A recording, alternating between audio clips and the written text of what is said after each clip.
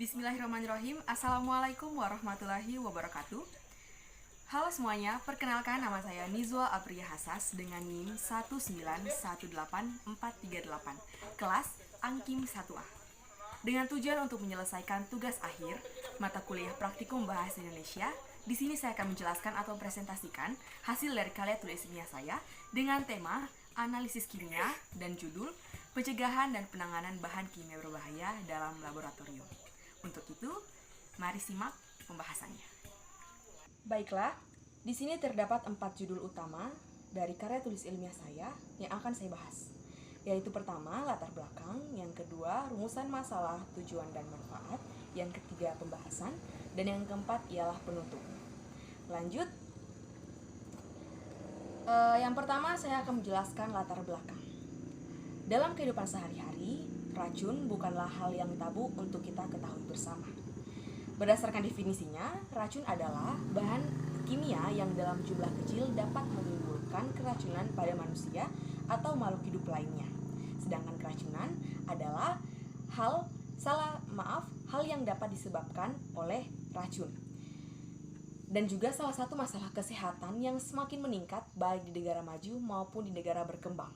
Dari data statistik yang ada, diketahui bahwa penyebab keracunan yang banyak terjadi di Indonesia adalah akibat paparan pestisida, obat-obatan, hidrokarbon, bahan kimia korosif, alkohol, dan beberapa racun alamiah.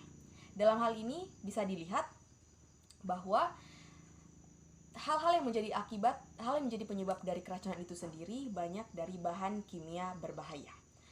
Baiklah, lanjut. Yang kedua, di sini berdasarkan slide yang ada, saya akan menjelaskan rumusan masalah. Yaitu yang pertama, apa itu bahan kimia berbahaya? Yang kedua, bagaimana bahan kimia dapat membahayakan tubuh?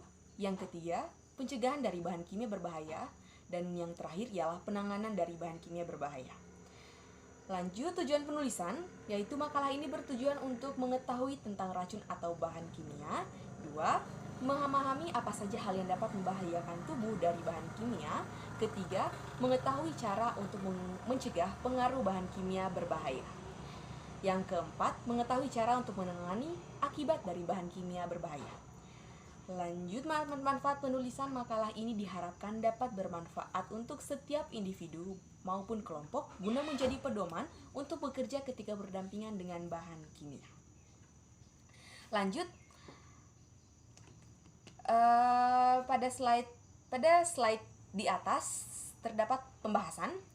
Pembahasan pertama yaitu apa itu bahan kimia berbahaya. Bahan kimia berbahaya adalah bahan-bahan yang pembuatan, pengolahan, pengangkutan, penyimpanan, dan penggunaannya menimbulkan atau membebaskan debu, kabut, gas, serat, atau radiasi sehingga dapat menyebabkan iritasi, kebakaran, ledakan, korosi, keracunan, dan bahaya lain dalam jumlah yang memungkinkan gangguan kesehatan bagi orang yang berhubungan langsung dengan bahan tersebut. Lanjut, di slide berikut terdapat jenis-jenis bahan kimia berbahaya. Yang pertama yaitu bahan kimia korosif. Di sini telah tertulis bahan kimia korosif ialah bahan kimia yang karena reaksi kimia dapat mengakibatkan kerusakan apabila kontak dengan jaringan tubuh atau bahan lainnya. Terdapat bahan kimia pengoksidasi, bahan kimia mudah terbakar, bahan kimia berbahaya untuk lingkungan atau dangerous for environment. Lanjut, di slide berikutnya terdapat jenis-jenis bahan kimia berbahaya lanjutan yang tadi ialah bahan kimia mudah meledak yang telah dijelaskan dalam slide yang saya paparkan di atas. Terdapat karsinogenik, bahan atau zat kimia karsinogenik, lalu bahan kimia gas bertekanan, dan juga iritan. Di sini telah ada pengertiannya masing-masing dan juga simbol yang telah saya paparkan melalui slide. Baiklah, lanjut. Di slide berikut terdapat cara bahan kimia dapat membahayakan tubuh. Berdasarkan slide terdapat untuk pertama terdapat fase eksposisi, di mana zat beracun menyentuh organ biologis dalam tubuh dan zat yang aktif akan terserap ke dalam tubuh. Pada fase ini terjadi proses di luar tubuh dan bahan kimia aktif akan terdifusi masuk ke dalam jaringan tubuh. Yang kedua ialah toksikosinetik. merupakan suatu tahapan bagaimana tubuh dapat mengatasi racun yang masuk ke dalam tubuh, di mana cara masuk ke dalam tubuh bahan kimia melalui beberapa proses, yaitu melalui kulit, melalui saluran pernapasan, dan yang ketiga ialah saluran pencernaan. Untuk melalui kulit, di sini telah dituliskan secara rinci, yaitu untuk kategori bahan kimia yang berupa cairan atau liquid yang sangat mudah untuk masuk melalui kulit, yang jelasnya melalui pori-porinya.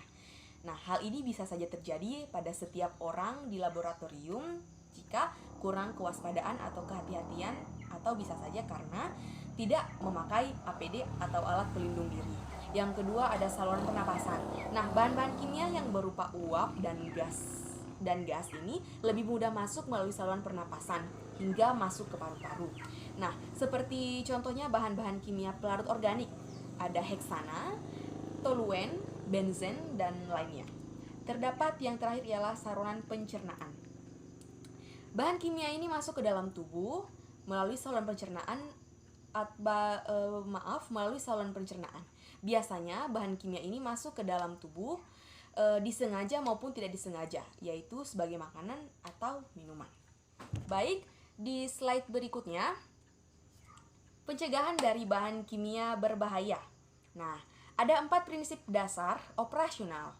Tujuan pengendalian yaitu upaya menghilangkan atau menurunkan tingkat bahaya sampai pada tingkat terendah atau sekecil menghindari bahan kimia yang dapat kontak dengan pekerja atau lingkungan yang dapat menimbulkan kebakaran dan atau peledakan. 1. Menghilangkan bahaya. Menghilangkan bahan atau proses dengan mengganti sesuatu yang lebih aman. Nah, yang kedua ialah jaga jarak. Yang ketiga ialah ventilasi, yaitu memasang ventilasi umum dan setempat. Yang keempat, melindungi pekerja, dapat berupa dengan penggunaan APD. Baik, di slide berikutnya terdapat penanganan serta prosedur dari bahan kimia berbahaya. Nah, 1. Terpapar bahan kimia pada mata. Mata yang terkena bahan kimia berbahaya diperlukan untuk segera melakukan pembilasan air mengalir selama 15-20 menit atau secukupnya. Yang kedua ialah terpapar bahan kimia pada kulit. Nah, ketika terjadi pemaparan bahan kimia melalui udara, maka perlu dengan segera individu yang terkena bahan kimia ini segera mencari udara segar yang memiliki kandungan oksigen yang tinggi dengan kurun waktu secukupnya. Yang ketiga yaitu terpapar bahan kimia melalui pencernaan. Nah, hal yang dapat dilakukan ialah muntah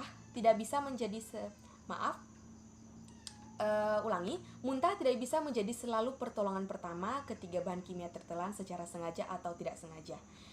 Dengan kata lain, kita dapat menghubungi dokter untuk penanganan secara lebih lanjut. Yang keempat ya, terpapar bahan kimia pada kulit. Pertolongan pertama jika terpapar bahan kimia pada kulit dapat dilakukan berdasarkan kondisi iritasi dan jenis bahan kimianya. Baiklah, di slide poin 4 yaitu penutup. Penutup terdiri dari kesimpulan dan saran. Kesimpulan ialah keselamatan adalah hal yang paling pertama dan utama untuk menjadi indikator seseorang dalam melakukan sesuatu pekerjaan.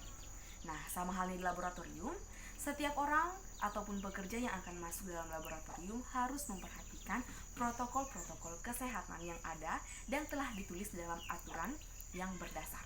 Oleh karena itu, pengetahuan terhadap pencegahan dan penanganan bahan kimia berbahaya perlu diinformasikan untuk setiap pekerja, bahkan untuk setiap orang pun.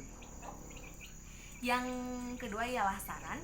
Dalam penulisan karya tulis ilmiah ini pasti terdapat banyak kekurangan di dalamnya. Oleh karena itu, saya sebagai manusia biasa minta maaf sebesar-besarnya dan juga kritik dari setiap pihak yang bersifat membangun.